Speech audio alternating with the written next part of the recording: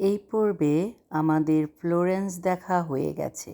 সকালবেলা হোটেল থেকে চেক আউটের পর আমরা রওনা হলাম পাদুয়ার উদ্দেশ্যে। ফ্লোরেন্স থেকে পাদুয়া যেতে 2 ঘন্টা 37 মিনিট লেগেছিল। মাঝখানে আমাদের দুপুরের লাঞ্চের জন্য এই স্টোরটিতে নামতে হয়েছিল। এখানে এসে আমরা খাওয়া দাওয়া করেছিলাম। এই স্টোরে ইটালিয়ান খাবার এবং ইটালিয়ান জিনিসপত্র পাওয়া যায়। তাই এখান থেকে কিছু নিত্য প্রয়োজনীয় জিনিসও কিনেছিলাম।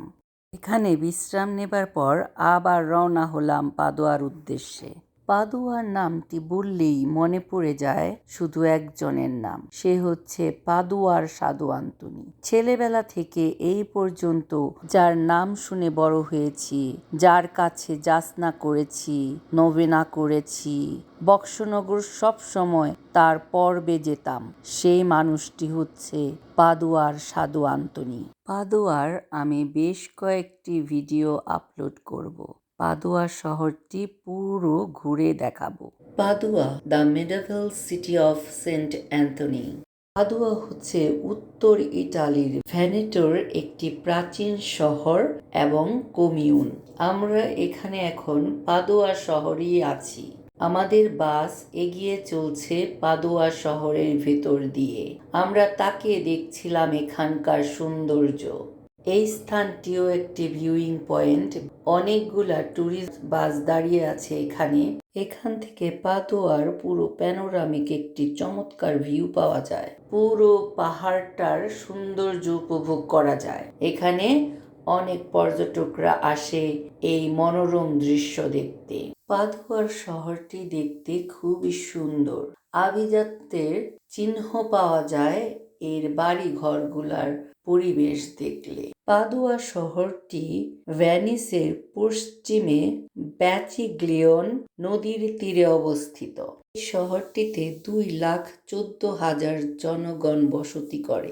শহরটি প্রধানত রোমান ক্যাথলিকদের, কিন্তু এখন এখানে অর্থোডক্স খ্রিস্টান, মুসলিম ও কিছু হিন্দুর আবাসও রয়েছে। ইউনেস্কো ওয়ার্ল্ড হেরিটেজ তালিকায় পাদুয়া 2 বার আবির্ভূত হয়েছে। এই শহরের বোটানিক্যাল গার্ডেন বিশ্বের সবচেয়ে প্রাচীনতম গার্ডেন।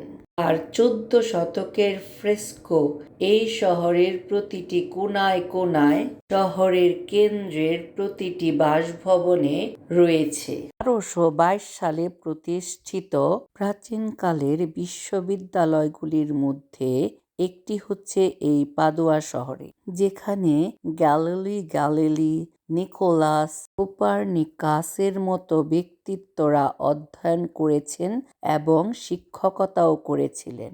অবশেষে আমরা হোটেলে উপস্থিত হলাম। এই হচ্ছে পাদুয়াতে আমাদের হোটেল ক্রাউন প্লাজা। হোটেলটি চারিদিক থেকে খুবই সুন্দর দেখতে, আর সম্পূর্ণ একটা নির্জন জায়গায়। চারিদিকে শুধু ক্ষেত আর ক্ষেত, কোথাও জনগণের আভাস ছিল না। হোটেলটিও সুন্দর। আমরা এখানে 2 রাত থেকেছিলাম। পাদুয়া হলো ইতালীয় শিল্পের প্রধান শহরগুলোর মধ্যে একটি এবং সবচেয়ে জনপ্রিয় প্রধান পর্যটন গন্তব্যস্থান।